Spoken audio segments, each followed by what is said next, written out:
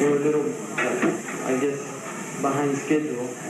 And one of the interesting things about Hajj is that it's only one day actually. It's called Arafah, which means, Arafah means in the Arabic language really, it comes from a word which means to know. And some say that the reason the Arafah, the day of Arafah, is because it's on a plain, a great huge plain, and it's where the first male and female, our parents, Adam and Hawa, where they met and re-emerged into the world with this knowledge of each other. And some say that it's because the nature of Hajj itself and the day of Arafah is actually a deep knowledge and awareness of our Lord. But it's interesting that that day is one day, and if you miss it, you miss Hajj. And it used to quite literally take people sometimes more than a year to make it on the journey of Hajj. They would have to go, for instance, from Morocco, and there was a caravan, and in the Mauritanian desert in West Africa, they would have to go to the city of Shaykh, and then from Shaykh they would take a caravan up to Marrakesh, and in Marrakesh they would meet the caravan of Hajj, and they would go across continent, quite literally across the continent of Africa to go on Hajj. And if they missed Arafat, they missed Hajj. But it wasn't a problem because they would just stay in Mecca for a year until the next Hajj. And those were the good old days when people didn't have to get back to work. See, now they go to Hajj and they can't stay and enjoy themselves because they have to get back to work. Well, in those days, people literally took care of their life so that if they didn't come back from the journey, no one would be shocked. In other words, it was literally considered a preparation for death. And it is really an exercise, it's a spiritual exercise to prepare one for death itself. And the symbolism of the Hajj itself is the symbolism of the unseen world.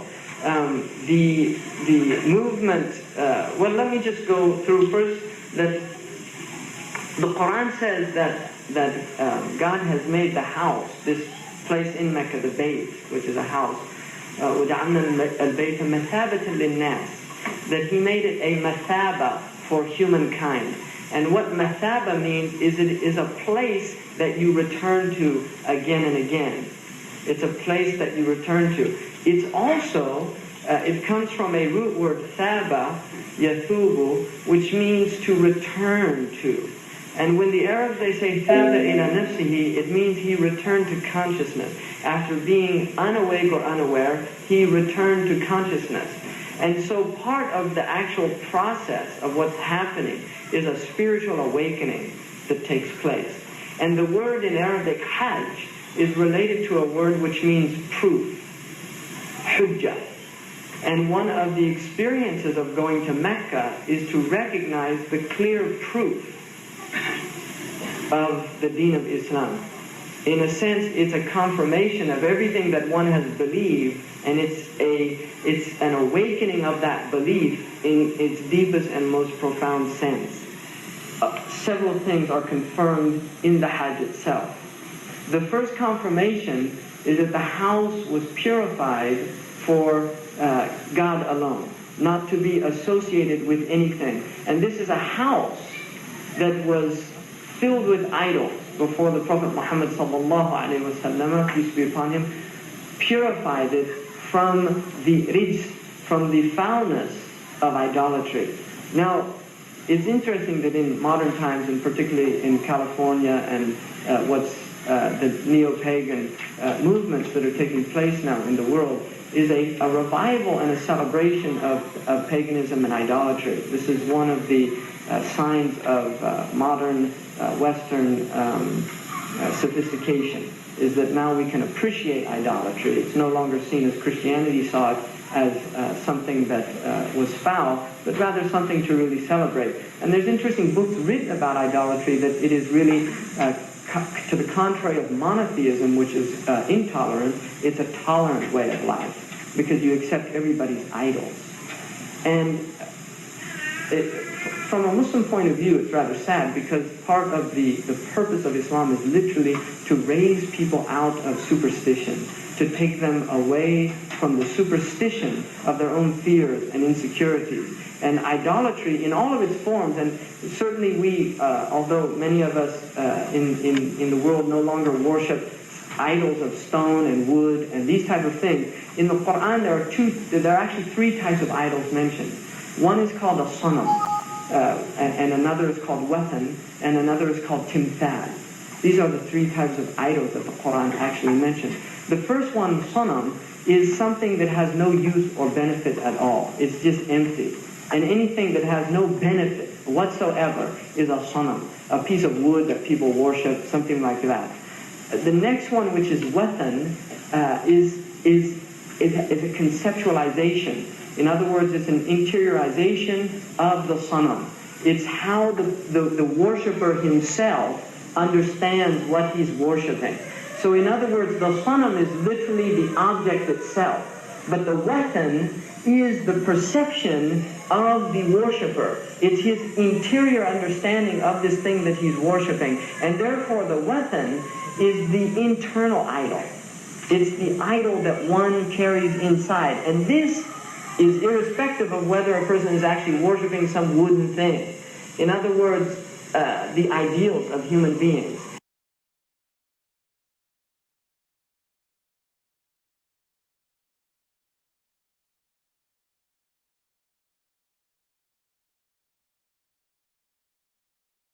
A direction which is God-centered. It's theocentric by nature. This is the direction of the human life, should be theocentric. It should not be egocentric.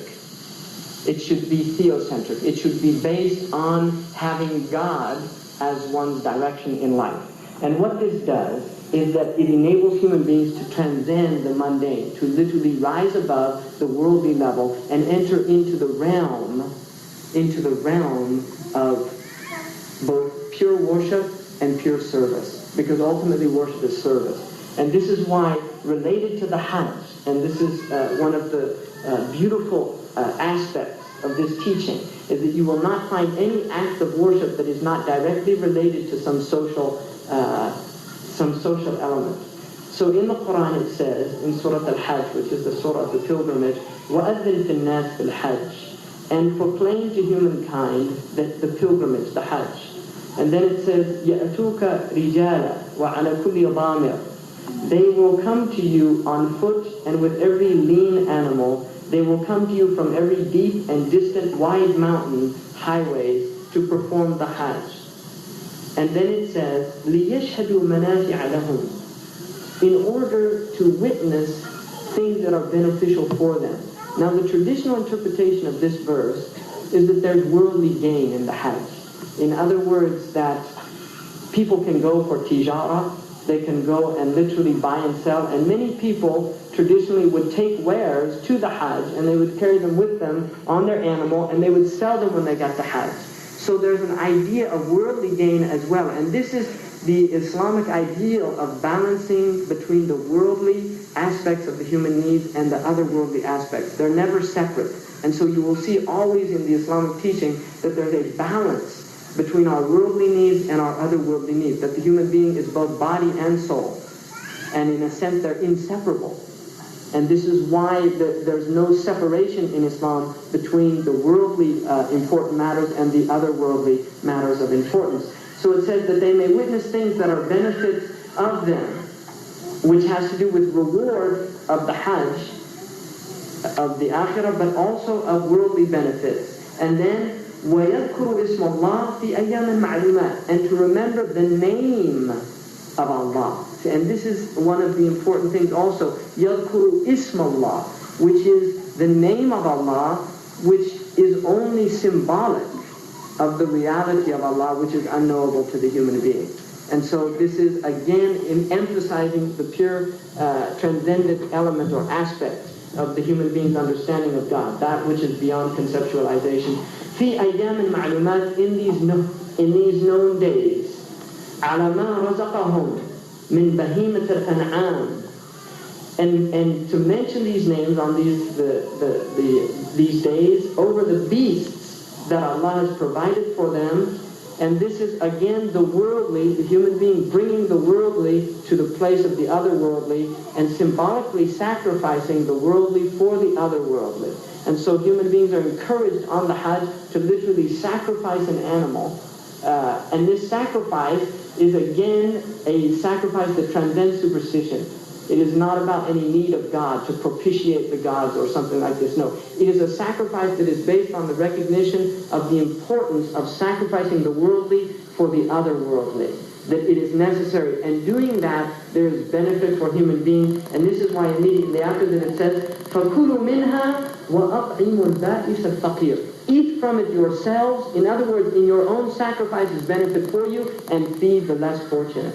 So immediately there's a tie again to the importance of social responsibility. That the Hajj itself says that there is a benefit for you, but don't forget those less fortunate than you. And part of the symbolism of going on Hajj is literally seeing humanity in its stripped away nature. When you go on Hajj, what you literally see is humanity with all of their faults exposed before you. And you can choose to look and contemplate on those faults, or you can choose to recognize that you, like them, are in the midst of this human creature so filled with frailty and human naqs, deficiency. But this is a recognition of the deep humanity that has to arise in the human being in order for us to live as human communities together.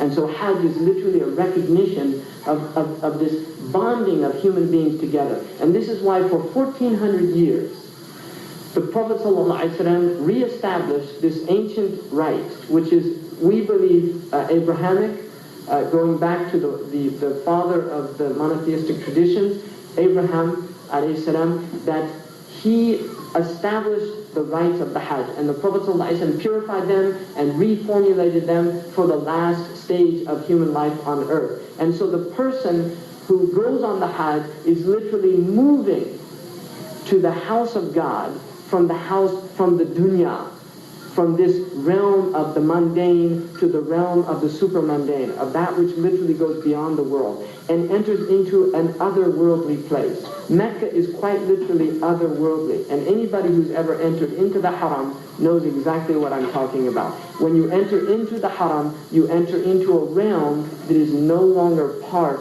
of the world. It's literally quite outside of the world. And I can guarantee you have to experience this.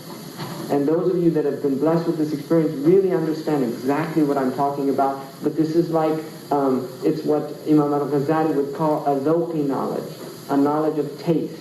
It's not a knowledge that can be articulated like the taste of honey or the sweetness of intimacy between a man and a woman. These things cannot be articulated on the tongue. They have to be experienced by the individual. And this is part of the power of the Kaaba itself, is entering into the jadab, or the magnetic nature of the Kaaba, which Ibrahim a.s. said he asked God to make the hearts of some of humanity,